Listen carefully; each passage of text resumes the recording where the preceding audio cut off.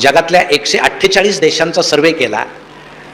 Happiness index म्हणजे सगळ्यात आनंदी देश कुठला, तो कुठला का असे ना, भारताचा त्यामध्ये नंबर 128वा आहे. 148 मध्ये 128 आहे. बरं ठीक आहे, 128 असणं इथपर्यंत ठीक आहे, पण पाकिस्तान आपल्यापेक्षा पुढे आहे. म्हणजे पाकिस्तानचा नंबर 108 आहे आणि भारताचा 128 आहे. म्हणजे ज्या देशामध्ये 300 रुपये पेट्रोल आहे लिटर, डिझेल 300 रुपये आहे, खायला नीट नाही, ब्रेड खात आहेत, राहायला नीट घरं नाही, ते माणसं आपल्यापेक्षा आनंदी आहेत. आणि भारतातले सगळे लोक सगळं असून सुद्धा दुःखी आहेत. हे नेमकं का? आपले स्वभाव असे किरकिरे का झाले? का सगळं असल्यामुळं झाले? आपल्याला सुख मिळतंय पण ते भोगता येत नाही का? म्हणजे आपण गाडी घेतो पण त्यात डिझेल टाकण्याची व्यवस्था आपली नाही का? नेमकं काय होतंय याचा शोध जर आपण घेतला तर आपल्याला थोडंसं जुन्या काळाकडे जावं लागेल. आमचे अनेक जुन्या काळचे माणसं इथं बसलेले आहेत. तरुणांना माहीत नसेल, आता तरुण मला माहीत झाले, कारण मगाशी अनाऊन्समेंट झाली की ज्येष्ठांनी मागे बसावं, त्यामुळं तरुण आपोआप पुढं आले आणि ते संधीसुद्धा होती मी तरुण आहे असं दाखवण्याची. त्यामुळे अनेक जण पुढं बसले, त्यामुळे आपोआप इथं 2 भाग झालेले आहेत. ज्येष्ठांना खुर्च्या दिल्या, तरुण समोर बसलेत, आमच्या महिला आहेत. जुन्या काळी तुम्हाला सांगतो, करमणुकीचे काही साधनं नव्हते. रेडिओ नावाचा एक विषय होता. आमच्या वडिलांनी तर एक मोठा रेडिओ घरात घेऊन ठेवलेला होता, पण बहुतेक गावामध्ये गळ्यामध्ये रेडिओ लाटकून फिरणारे अनेक माणसं होते आणि रेडिओचा आवाज ते खूप मोठा करायचे, कारण त्यांना असं दाखवायला लागायचं की माझ्याकडे रेडिओ आहे. आणि बाकीच्यांनाही आनंद वाटायचा, आवाज मोठा कर, कारण आम्हाला ऐकायला मिळते. गाणे सुश्राव्य होते, ऐकावे असे गाणे होते. किशोर कुमार वगैरे, रफी, बिनाका गीतमाला त्या काळामध्ये होती. म्हणजे गायक पूर्ण वेळ गायचा, संगीतकार आधीमध्ये वाजवायचा. आता संगीतकार पूर्ण वेळ वाजवतो आणि जिथे संधी मिळेल तिथं गायक गाऊन घेतो. असे नवीन गाणे आहेत, समजायला अवघड आहेत ते. तर त्या काळात ते असं छान ऐकावे श्रवणी असे गाणे होते. रेडिओला इतकं महत्त्व होतं की हुंड्यामध्ये रेडिओ द्यायचे. म्हणजे त्या काळामध्ये नवरदेव सांगायचा, माझ्या लग्नात माझ्या हुंड्यात मला रेडिओ मिळाला. म्हणजे त्यावेळेस लग्न झाल्यानंतर 2 रेडिओ घरामध्ये यायचे.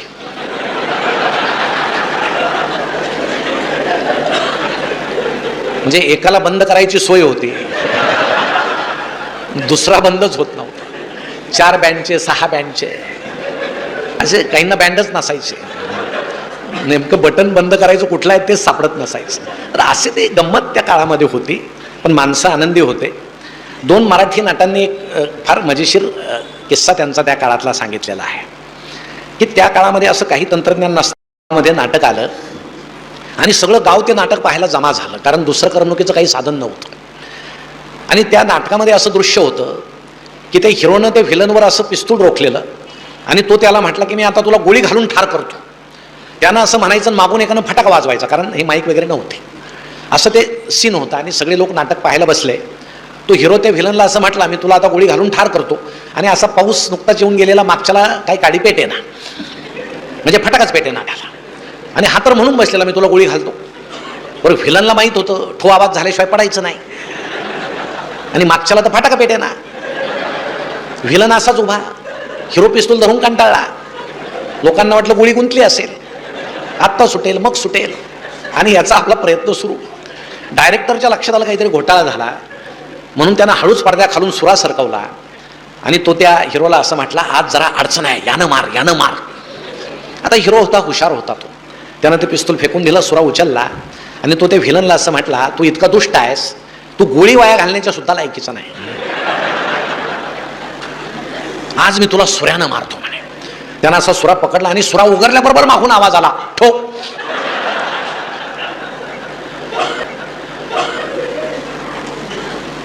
तुम्हाला सांगतो, व्हिलन हसत खाली कोसळला. हिरो हसायला लागला, आलेले सगळे लोक हसायला लागले.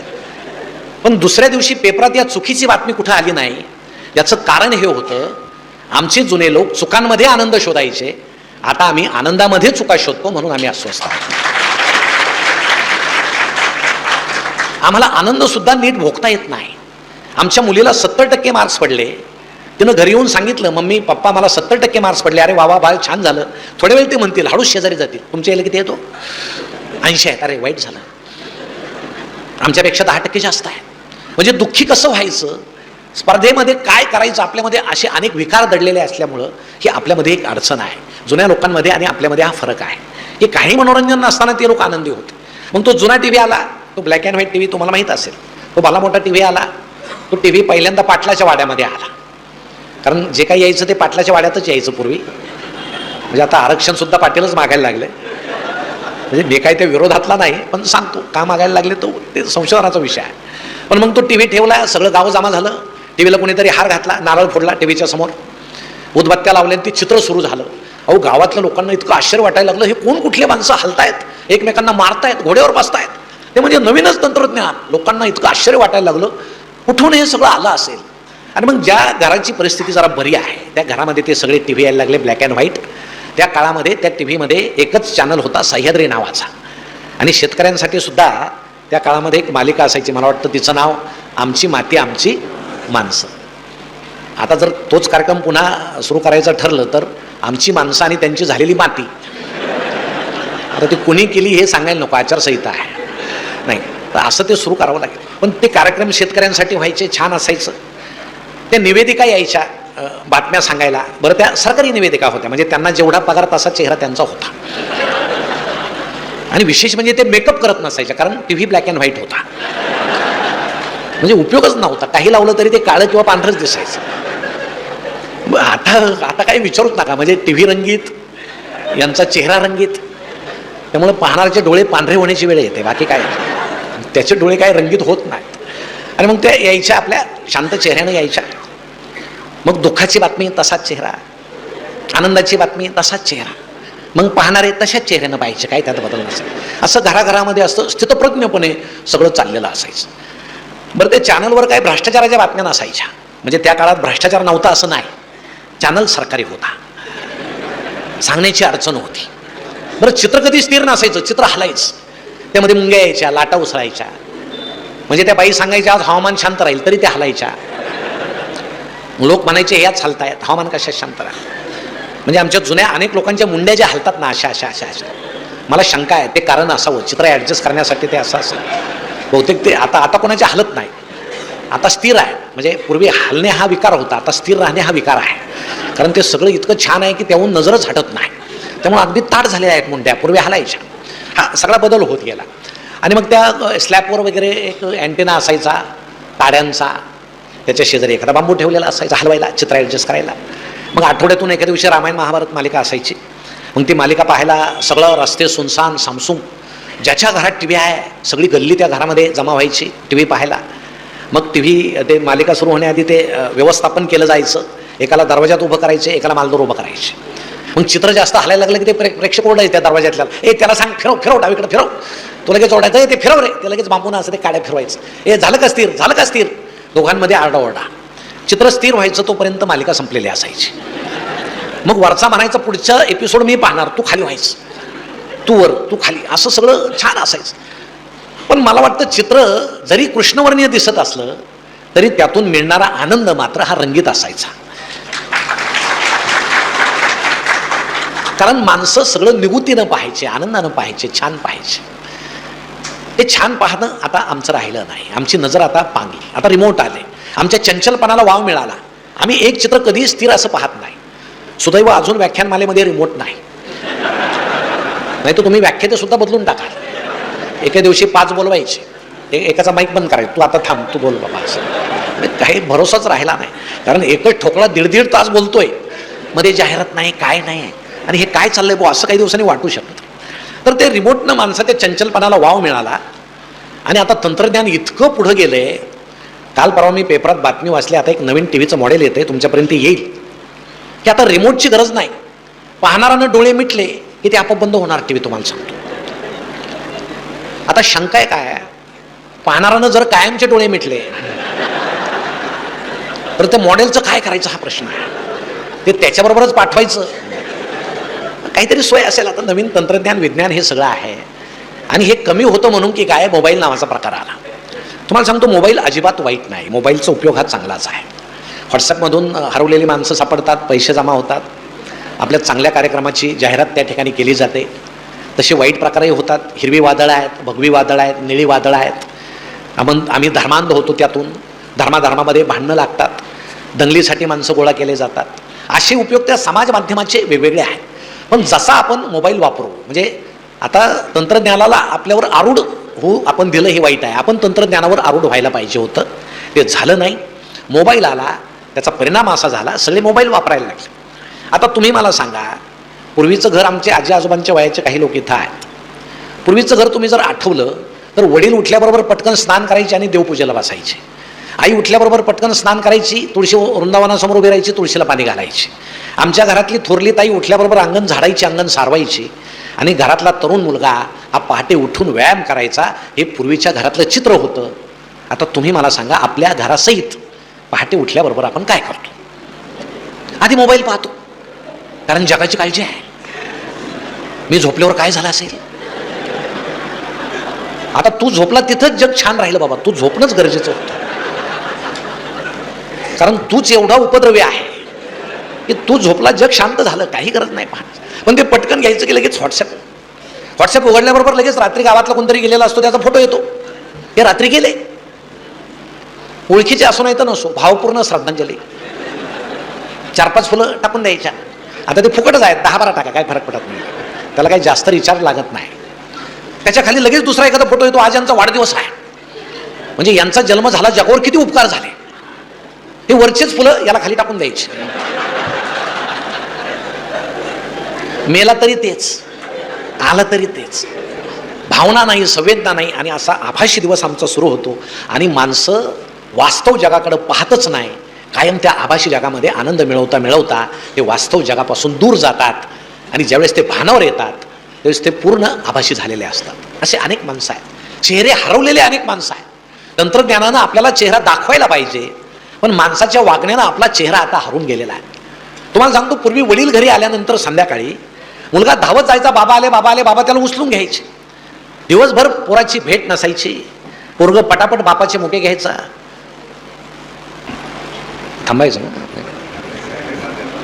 कारण वक्त्याला थांबवण्याचे अनेक प्रकार असतात. मला वाटलं त्यातला असा एखादा आहे की. मग बापाला पाहिलं की पोरग धावत जायचं, पप्पा आले पप्पा आले, बाबा त्याला उचलून घ्यायचे. बापलेकाची भेट व्हायची, आई पाहायची. दिवसभर बापलेक भेटलेले नाहीत. आताही परिस्थिती बदलली असं मी म्हणत नाही. आताही पप्पा येतात, मुलगा धावत जातो, पप्पा आले पप्पा आले, पप्पा त्याला उचलून घेतात. हे त्यांच्या खिशातला मोबाईल घेतं पळून जातो. म्हणजे ज्या पप्पाच्या खिशात आता मोबाईल नाही, त्याच्याकडे मुलं सुद्धा येणार नाही तुम्हाला. आणि हे दिवस कोणी आणले? ते आपण आणले, आम्ही आणले. किती वापरू द्यावं कुणाला याचं भान आम्हाला राहिलं नाही. त्यातला हा प्रकार आहे. आम्ही त्या आभासी जगात पूर्ण हरून गेलो. सगळेचे फेसबुक अकाउंट आहे. अपवाद असेल कोणी, माणसं तोंडाला फेस येऊस तर फेसबुक खेळतात. बरं, फ्रेंड्स मिळवण्यासाठी अनेक कौशल्य आहेत. आपला चेहरा चांगला नसेल, एखादा दुसरा सुंदर चेहरा टाकायचा. म्हणजे ते पाहून फ्रेंड रिक्वेस्ट जास्त येतात. प्रत्यक्ष पाहिल्यावर बेशुद्ध पडायची वेळ येते कधी कधी. अरे हे पाहून फ्रेंड रिक्वेस्ट आणि हे तर वेगळंच निघालं काही. प्रोफाईल खोटा लिहितात. जागतिक चिंतेची आम्हाला सवय लागली आहे समाज माध्यमामुळं. आमच्या इथं ताई बसल्या, तुम्ही एक गंमत करा, आता गेल्यावर तुमचा फोटो टाका फेसबुकवर, असेल फेसबुक तर, आणि खाली एकच ओळ लिहा, मला सर्दी झाली, एवढंच लिहा. तुम्ही लिहून बघा आणि फक्त 1 तास गंमत बघा. 1 तास तुम्हाला सांगतो, संबंध नसताना, ओळख नसताना जगातील हजारो पुरुषांचं तुम्हाला कमेंट्स येतील. सल्ले, मॅडम अमुक गोळी घ्या, मॅडम याचा काढा प्या, त्याचा मलम लावा. आणि घरात बायको शिंकत फिरते, हा तिच्याकडे पाहत सुद्धा नाही तुम्हाला सांग. अरे तिला एखादी गोळी आणून दे ना. कोण कुठली अनोळखी बाई, तिला सल्ले, मॅडम असं करा तसं करा. तुम्हाला माझ्या कार्यक्रम संपल्यावर डॉक्टर साहेबांना मी एक कमेंट्स दाखवतो. काय कमेंट्स आली, आमच्या ताईचीच कमेंट्स आली. ती सांगते हेच होतंय, आमचे दिवसभर याच्या त्याच्या पंचायती करतात, इकडे ॲडमिट व्हा, हे करा ते करा, पण मी आजारी असलेलं यांना कधी कळत नाही. ही जागतिक चिंता आहे. आमच्या तरुणांची सख्खी बहीण लग्नाची आहे, लग्न झालेलं नाही, त्यांना काय वाटत नाही त्याचं. ऐश्वर्या रायचं लग्न झालं, यांना फार दुःख झालं. त्या दिवशी या देशातले निम्मे तरुण जेवलेच नाही आणि निम्म्यांनी अभिषेक केला, हिचा संसार सुखाचा हो. आता ते त्याच्याशी नाही तर तुमच्याशी लग्न करणार होते का नाही? मग जे आपल्यापर्यंत येत नाही, जे आपल्याच्यानं मिटलं जात नाही, असं दुःख उरावर घेऊन तुम्ही जगता कशाला, हा फार मोठा प्रश्न आहे. पण आता ती सवय आम्हाला लागली. ताजमहालाच्या भिंती आता काळ्या पडणार आहेत प्रदूषणानं, फार चिंतेत पडला हा. अरे ते पाहून घेतील ना, केजरीवाल आहेत, मोदी साहेब आहेत, पाहून घेतील. तुझ्या घराच्या भिंती काळ्या पडायला लागल्या, तिकडं बघ, तिकडं कोण पाहिजे, पण जवळचं पाहिजे. म्हणून आज अनेकांची जी तक्रार आहे जग सुधरत नाही, जग सुधरत नाही, जग सुधारायला पाहिजे. मित्रांनो, जग स्वच्छ व्हावं असं तुम्हाला जर वाटत असेल तर आधी आपल्या पायाजवळची जमीन आपण स्वच्छ केली पाहिजे, तर जग स्वच्छ होईल. विनाकारण जगाचं काय, समाजाचं काय मोठमोठ्याला गप्पा मारायच्या, त्याला काही अर्थ नसतो, पोकळ असतं. आम्हाला चळवळ करायची, आंदोलनं करायचे समाज माध्यमातून. काय होतं, चळवळी आणि आंदोलनं केल्यानं आजपर्यंत या देशाचा इतिहास असा आहे, जेवढ्या चळवळी झाल्या, जेवढे आंदोलनं झाले, त्यानं फक्त सत्ता बदलली, व्यवस्था बदलली नाही. सत्ता बदलू शकते, व्यवस्था तीच आहे. व्यवस्था कोण बदलेल, पण याचं आम्हाला भान नाही. आणि त्यातली त्यात आम्ही त्या आभासी जगामध्ये इतके रमून जातो. अहो, माणसं आता इतके विनोद त्यावर यायला लागलेत, म्हणजे विनोदाच्या पलीकडे सगळं केलं सगळं आता. म्हणजे एक मनुष्य व्हॉट्सअप खेळता खेळता चुकून शेजाऱ्याच्या घरात गेला, त्याच्या लक्षातच आलं नाही, ते गेला बसला सोफ्यावर. आता तिथल्या आमच्या ताई टी व्ही पाहत होत्या, कुठली तरी छान सिरियल सुरू होती, तर त्यांना वाटलं हे आपले आले नेहमीप्रमाणे. नाही, आता तिकडं कशाला पाहायचं, इकडं जर नजर गेली आणि हे चुकलं तर यांचं काय. टीव्हीतलं पात्र जास्त महत्वाचं आहे. हे कुठं जातील, 2 दिवस फिरतील, इथंच येतील. बसले व्हॉट्सअप खेळत बसले. त्या घराचे खरे मालक आले फेसबुक खेळत, आणि ते यांना पाहून दचकले, मोठ्यानं ओरडले, सॉरी मी चुकून तुमच्या घरात आलो. हे असं सगळं पलीकडं पलीकडं पलीकडं चाललंय. मग आता इंस्टाग्राम आहे, आमच्या तरुण तरुणींचं इंस्टाग्राम आहे. आता इंस्टाग्राम म्हणजे ते पालक नसलेलं वधूवर सूचक मंडळच आहे, पालकांची गरज नाही. ज्या राज्यामध्ये मुलींचा जन्मदर कमी आहे, मुलांचा जास्त आहे, जिथं लग्न होत नाहीत, त्या राज्यातली मुलं आपल्या महाराष्ट्रातल्या मुलींना फ्रेंड रिक्वेस्ट पाठवतात, चुकीचा फोटो टाकतात, चुकीचा प्रोफाईल लिहितात. मी इंजिनियर आहे, मी डॉक्टर आहे, मी प्राध्यापक आहे, मी बागायतदार आहे, मी उद्योगपती आहे. आमच्या मुली ती फ्रेंड रिक्वेस्ट पाहतात, त्यांना वाटतं कर्तृत्ववान तरुण आहे, फसतात. चॅटिंग नावाचा रम्य प्रकार सुरू होतो, आणि मग गुपचूप लग्न करून ती तरुणी आई वडील परवानगी देत नाहीत म्हणून आई वडिलांना न सांगता गुपचूप परराज्यामध्ये पळून जाते. तिथं गेल्यानंतर ती ह्या तरुणाला भेटते, आणि त्या तरुणाला भेटल्यावर ते वास्तव तिच्या लक्षात येतं, हा डॉक्टर, इंजिनियर, प्राध्यापक, उद्योगपती, बागायतदार काही नाही, हा मावाली आहे, हा गुंड आहे, हा गँगस्टर आहे. तुम्हाला सांगतो, महाराष्ट्रातल्या पोलिसांचा रेकॉर्ड पहा, यावर्षी आपल्या 100च्या वर मुली अशा परराज्यात जाऊन उद्ध्वस्त होऊन परत आलेल्या आहेत, उद्ध्वस्त हो. म्हणून मी माझ्या ताईंना विनंती करतो की आभासी जगातलं काही पाहू नका, सगळं खोटं असतं. खोटं खोटे, माहिती खोटी, त्यावर विसंबून राहूच नका, पण राहतात. मग असं राहिलं की तळ हाताच्या फोडाप्रमाणे जपलेल्या आमच्या आईचं त्या गावात काय होत असेल, तुम्हाला चांगले कपडे मिळावेत म्हणून स्वतः फाटके कपडे घातलेल्या वडिलांचं काय होत असेल, त्यांना गावात वरमान करून चालता येत असेल का, याची सुद्धा तमा आम्ही बाळगत नाही. हे आजचं दुर्दैव आहे, आणि हे आभासी जगामुळे जास्त वाढलेलं आहे. म्हणून हे इकडं तिकडं नाही, आमच्या जवळ पहा, आमच्या मुलीकडं पहा, शेजारच्या मुलीकडं पहा, हे सांगा. नका त्या इंस्टाग्रामच्या नादी लागू, नका त्या फेसबुकच्या नादी लागू, नका त्या व्हॉट्सअपच्या नादी लागू, कारण त्यावर येतं ते सगळं आभासी आहे. त्यातून आपण बाहेर आलं पाहिजे. मग त्यातून बाहेर आलं नाही की अपेक्षा भंग होतो, आम्ही दुःखी होतो, आयुष्यभर दुःखी होतो. त्यातली त्यात आमच्या मुलाला मार्क्स पडले पाहिजे. आता रशियातला मार्क्सवाद गेला, आता भारतातल्या पालकांमध्ये मार्क्सवाद वाढलेला आहे. माझ्या मुलाला किती मार्क्स पडले पाहिजे, 90च्या पुढे. 5वीला 70 असतील, 6वीला 72 असतील, 9वीपर्यंत तो जर 70च्या आसपास घोटाळत असेल, त्याला 10वीला किती पडतील, 70 ते 80च्या दरम्यानच पडतील ना, 90 पडतील कुठून, पडलेच पाहिजे, इतकी अपेक्षा आहे, लादतात त्याच्यावर. आत्ता मध्ये 12वीचा निकाल लागला, आणि मला समजलं आमचा एक मित्र रडतोय का, मुलाला खूप कमी मार्क्स पडले, म्हणून आम्ही सांत्वनाला त्याच्या घरी गेलो. आता ही सांत्वनाची नवीन जागा झाली, फळं वगैरे न्यायचे नाही, फक्त समजून सांगायला जायचं. तर तो रडत होता, त्याची पत्नी रडत होती, आणि आता आईबाप रडतायत, आपण थोडं रडलं पाहिजे म्हणून मुलगा रडत होता समोर बसून. आता आम्ही गेल्यावर वातावरण अगदीच गंभीर होतं. म्हटलं इथं आता चहा मिळणं सुद्धा अवघड आहे. मग मी त्या वडिलांच्या कानात एक वाक्य बोललो, त्यांनी एकदम डोळे पुसले, पत्नीला म्हटले चहा ठेव. चहा वगैरे झाला छान, आम्ही बाहेर निघून आलो. मी काय बोललो त्या वडिलांच्या कानात, एवढंच म्हटलं की बाबा, कधी कधी अनुवंशिकतेचा सुद्धा परिणाम असतो. तुझ्या डोक्यात काय नाही, पोराच्या डोक्यात कुठून येईल. तुझे आणि आईचे दोन्ही मिळून मार्क केले तरी पोरा इतके होत नाहीत. तुम्ही कशाला त्याच्यावर बळजबरी करताय? पैसे आहेत म्हणून त्याला कोट्याला पाठवता का? त्याची इच्छा आहे का जाण्याची?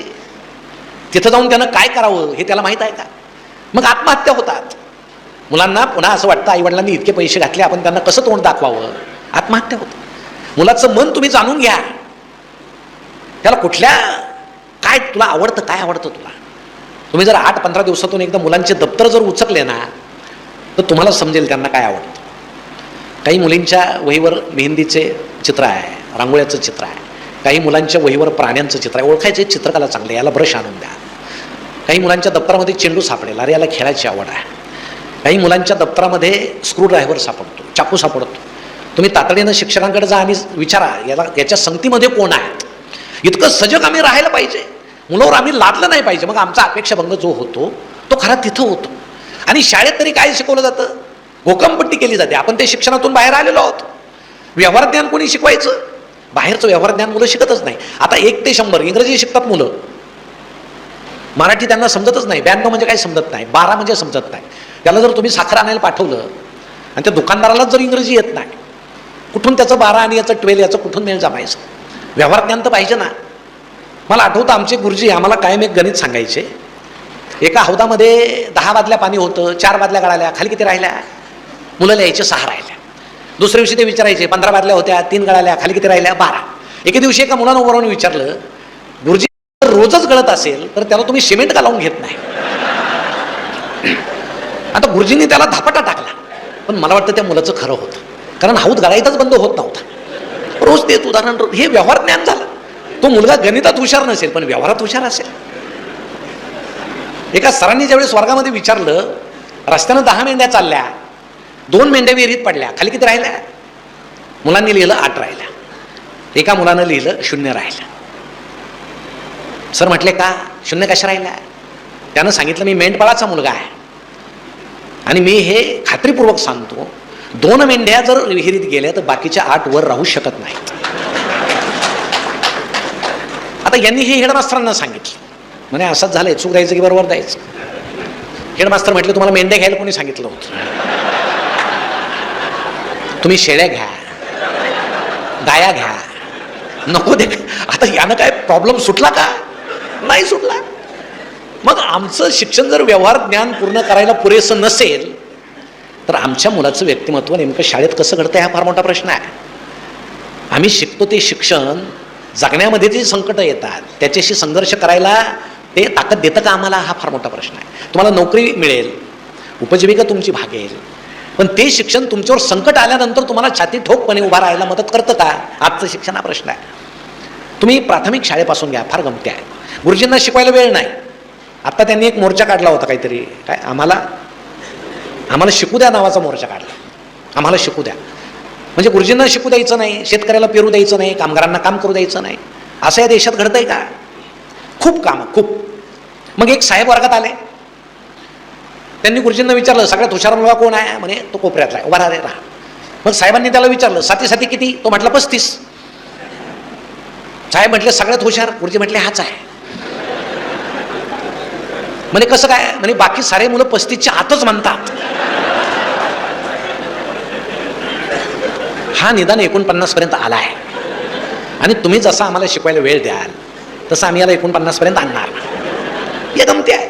आता परीक्षा नाही म्हटले पण परीक्षा तर दिसत आहेत सगळी. काही ती नोंद वही नावाचा प्रकार आलेला आहे, आलाय ना बरोबर? नोंद करायची वर्षभरात, ही मुलगी छान खेळते, हा उजव्या हाताने चेंडू टाकतो वगैरे. आणि प्रशासनानं एक सांगितलंय शक्यतो नकारात्मक नोंद करायची नाही, मुलांच्या बालमनावर परिणाम होतो. आणि एकदा गंमत झाली की एका मुलानं वर्गामध्ये दुसऱ्याची कंपास पेटी चोरली. आता गुरुजींना वाटलं याची नोंद काय करावी, हा चोर होणार आहे असं तर लिहिता येणार नाही. हेडमास्तरांनी त्यांनी विचारलं असं झालं काय केलं पाहिजे? ते म्हटले तुमचा वर्ग आहे, तुम्ही पाहून घ्या, काही अनुदान वगैरे आलं तर मी आहे. ज्याचे कामं त्यांनी केले पाहिजे. मग गुरुजींनी शांतपणे त्याची नोंद केली. सदर हो मुलाला मित्रांच्या वस्तू संग्रहित करण्याचा छंद आहे.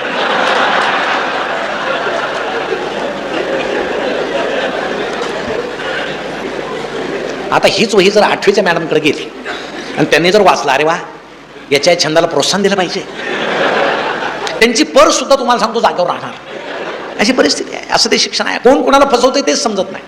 हाच मुलगा माध्यमिकला जातो, माध्यमिक संस्कार होण्याचं वय आहे. तिथं जर सरांनी, नागरिक शास्त्राच्या सरांनी जर विचारलं राष्ट्रपती राजवट कधी लागते आणि हा जर म्हटला रात्री लागते आणि पहाटे उठते तर काय करायचं? आता चूक द्यायचं की बरोबर द्यायचं? आता बरोबर द्यावं, चूक द्यावं तर तो म्हणेल सर टीव्ही पाहता की नाही, तिकडे गंमत सुरू आहे सगळी. आता ते खरं आहे. आमच्या मॅडम किंवा सर शिकवतात मुलांना की 18 पूर्ण झालं की मतदानाचा हक्क प्राप्त होतो. मग मुलगा घरी जातो, मतदानाचा दिवस उजाडतो, त्याचं लक्ष असतं आईकडं वडिलांकडं. आता आई जाऊन येते मतदानाला, वडील काही जात नाहीत, 5 वाजले तरी जात नाहीत. मग याला शंका येते, यांना 18 पूर्ण व्हायला काही मिनिटं बाकी आहेत का? आता खरं मतदान कधी सुरू होतं? 5 नंतर. हातामध्ये काहीतरी प्रलोभन दिलं जातं, फुकटची गाडी येते. ज्यांच्या दारामध्ये 4-4 गाड्या उभ्या आहेत ते दुसऱ्याच्या गाडीत मतदानाला जातात. याच्या इतकं लोकशाहीचं दुर्दैव काही नाही. त्यापेक्षा जाऊ नका. असं जायचं असेल तर जाऊ नका, स्वाभिमानानं जा. एखाद्या सरपंचानं जर एखाद्या ग्रामस्थाला जर 100 रुपये दिले निवडणुकीमध्ये आणि नंतर तो ग्रामस्थ जर सरपंचांना म्हटलं आमच्या गल्लीमध्ये दिवा नाही, ते म्हणतील तुला त्यावेळेस दिले होते ना 100, त्यातल्या 20 रुपयाचा घ्यायचा ना बल्ब. हे जे सगळं आम्ही विकलो जातो हे फार वाईट आहे. वाईट, हे लोकशाहीचं वाईट लक्षण आहे. आणि शाळेत नेमकं काय शिकवलं जातं हे शाळेपासून रुजलं पाहिजे. महात्मा गांधी शिकवतात, लोकमान्य टिळक शिकवतात, शिकवले पाहिजे. सावरकर शिकवा, वल्लभभाई पटेल शिकवा. अण्णा हजारे का शिकवले जात नाहीत? ते जिवंत आहेत म्हणून. आमच्याकडे गेल्यानंतर माणूस थोर होतो का? शिक्षकांनीच त्याची माहिती द्या ना. हे काय वास्तव आम्ही शिक्षणात का शिकवत नाही? मग हेच पोरं असे माध्यमिकमधून हळूहळू ते महाविद्यालयात येतात. आता इथं तर उच्च शिक्षणामध्ये उच्च कोटीची लबाडी सुरू आहे. म्हणजे मुलगा ॲडमिशन घेतो, सरांना सांगतो मी येणार नाही, मी कोचिंगला जाणार. आता सरही सांगतात जा बाबा, कारण विद्यार्थीच जर आला नाही तर तेवढा पट होणार नाही, सरांचं पद राहणार नाही. म्हणजे गंमत पहा, पूर्वी शिक्षकांच्या हाती विद्यार्थ्यांचं भवितव्य होतं. आता विद्यार्थ्याच्या हाती यांचं भवितव्य आहे. तुम्हाला ठेवायचं की नाही आमच्या हातात आहे, नाही तर तुमचं पदच उडून जाईल. पट कमी झाले की पद उडाल. सरही म्हणतात ठीक आहे. मग हा मुलगा शिकतो, काय शिकतो त्या उच्च महाविद्यालयात? आपण पाहत नाही का? वाचनाची त्याला आवड आहे का? परीक्षेच्या त्या जंजाळात तो गुंतलाय का? गुणाला तो किती महत्त्व देतोय? बरं, आजची मुलं काय माठे आहेत असं मी म्हणत नाही, स्मार्ट आहे. आजची पिढी स्मार्ट आहे. एक मुलगा एका सरांच्या तासाला बसत नव्हता, सरांचं लक्ष होतं त्याच्याकडं. तो एका तासाला बसला मित्रांच्या नादानं. म्हणे याचा पेपर समोर आल्यावर पाहू, परीक्षेला येतो की नाही कोणास ठाऊक. पण तो परीक्षेला आला, 60 मार्काचा पेपर पहिल्या टर्मचा तपासला सरांनी. अहो त्याला 60 पैकी 59 मार्क्स पडले. सरांनी त्याला बोलून घेतलं, म्हणे बाळ तुझा 1 मार्क कुठे गेला? तो म्हटला सर मी चुकून तुमच्या एका तासाला बसलो होतो, तेवढाच 1 मार्क गेला म्हणे. आता हे असं कोणी तरुण मुलं असले तर तुम्ही असं करू नका, तुम्हाला एकच पडेल. कारण त्याच्यासाठी तेवढी बुद्धिमत्ता, कल्पकता, प्रतिभा, प्रज्ञा सगळं पाहिजे. असा एखादा मुलगा असतो. आहेत मुलं प्रतिभावान, पण ही पिढी नेमकी. बरं, आता मार्क्स पडले, समजा 55% पडले. मी डॉक्टर शार्दूलांना मागाशी विचारलं की तुम्ही किती साली वैद्यकीय पदवी घेतली? त्यांनी काहीतरी 92-93 सांगितलं. आणि त्यावेळेस सरकारी कॉलेजेस फार कमी होते. त्यांचं मेरिट मी विचारलं तर ते मेरिटनं जॉईन झाले होते. आता मेरिटची गरज आहे का? अजिबात नाही. आता 55% पुरेसे झाले. म्हणजे 55% पडले की 55 लाखाची बॅग घ्यायची, 55%चं पोरगं घ्यायचं, कॉलेजमध्ये जायचं, बॅगसहित पोरगं ठेवून घेतात. झालं डॉक्टर. आता मला भीती ही आहे, आता मला तर त्याचे उलटं मत माझं आहे की इतक्या कमी मार्कावले खूप डॉक्टर झाले पाहिजे, त्याशिवाय देशाची लोकसंख्या कमी होणार नाही. तुम्हाला आता ते दोघे क्लासमेट आहेत शेजारी बसलेले, आणि त्यांच्यामध्ये म्हणजे डॉक्टर शार्दूल मला येताना म्हटले ज्या हॉस्पिटलच्या बाहेर खूप गर्दी होती ते हे माझे मित्र आहेत. म्हणजे किती छान त्यांच्यामध्ये आनंद वाटला ते ऐकून. या युगामध्ये मला असं वाटतं ही 55-60% खूप मुलं सध्या मेडिकलला आहेत. आणि हे ज्यावेळेस 5, 6, 10 वर्षानं बाहेर पडतील त्यावेळेस या समाजाच्या आरोग्याचं काय होईल?